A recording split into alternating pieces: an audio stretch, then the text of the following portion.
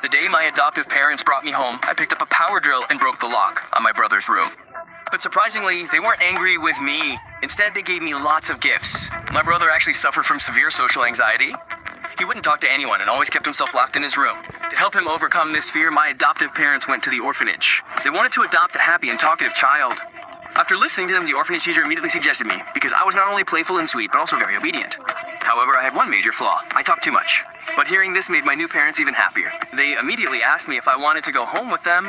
After arriving home, they told me I could talk to my brother as much as I wanted. This made me very happy.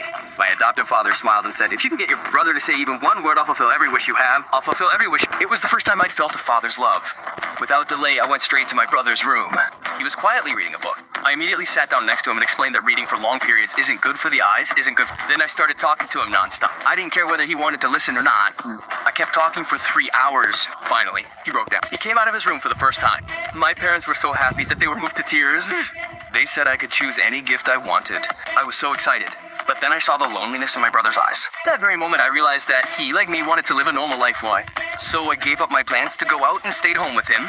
My parents were deeply moved by my decision. They immediately decided to send me to school. But I said, my brother, they were alarmed to hear this. They were worried that my brother would be scared by the crowd. But I had already learned a lot about him.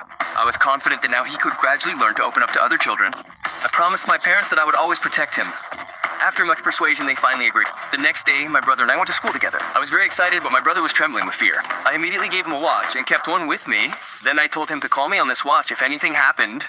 I didn't think he would actually call me. But a few moments later, the watch rang. Some kids were making fun of him on the other side. I immediately understood that he was being harassed. I ran to the spot, but there were so many boys in front of me. They seemed completely unfazed by me. I quickly told my brother to run away, but then he picked up a baseball bat nearby.